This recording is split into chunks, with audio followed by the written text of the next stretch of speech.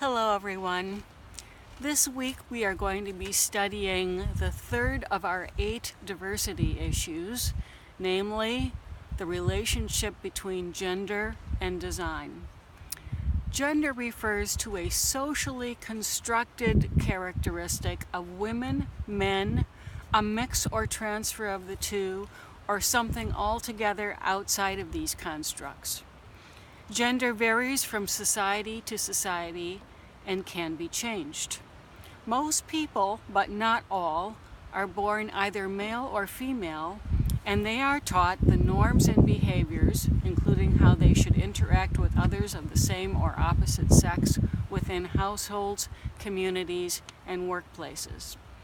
When individuals or groups do not fit established or traditional gender norms, they often face stigma, discriminatory practices, or social exclusion, all of which can adversely affect their sense of well-being.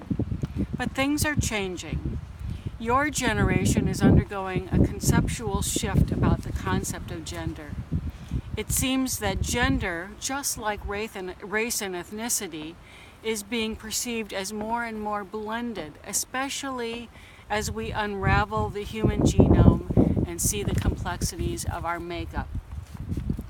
Author Suzanne Tick writes, and I quote, "We are living in a time of gender revolution. Traditional masculine and feminine roles are being challenged through advances in science and technology, and by cultural shifts stemming from the evolution of sexual politics and media depictions of gender.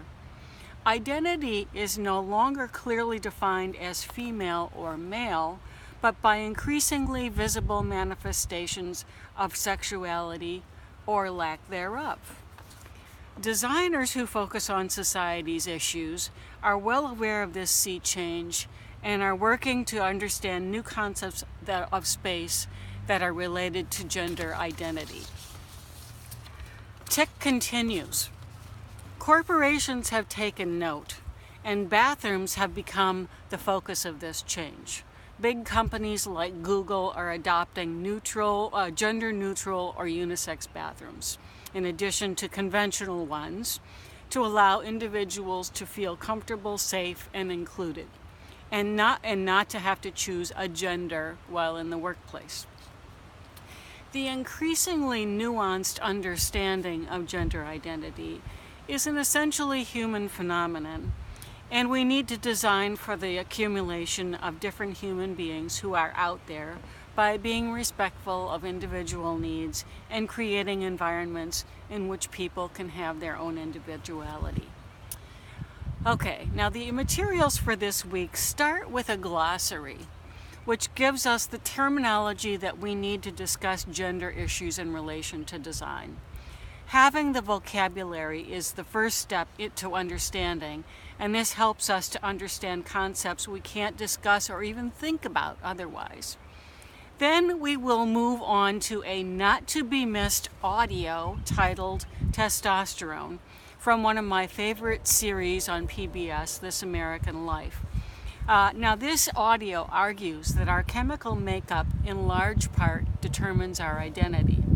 Next, we will read a chapter from our textbook titled Overriding Hate, Queer Writing on the Bathroom Wall, in which the author directly responds to the negative effects of hate speech directed toward gay men in the form of public restroom graffiti. Following that, we will read another article from our book entitled Visualizing Gender. This chapter reveals the changes and opportunities inherent to gender activism in communication design. Then we're going to switch gears, and this could be interesting for you. You will probably do something that you've never done before. You are going to visit an online sperm bank, and you will choose the characteristics that you would like in your own future child. Then you're going to complete a survey of the selections, and we will compile the results to see what kind of babies our class chooses as a whole. We will discuss these in future modules. We'll do a little bit of discussion this week, but not much. But be prepared for bigger discussion in future weeks. Of course, then you'll take the quiz and you'll participate in the discussion group. And not to be missed, the Something Interesting category. There are several interesting items in there this week. And then finally, wherever you roam, take a look at the spaces around you and think about how they might portray gender issues. Is the space that I'm recording this video, does it have any gender connotations? Of course it does. The question for you is, what are they? Okay, have a good week and have some fun with this. See you later. Bye-bye.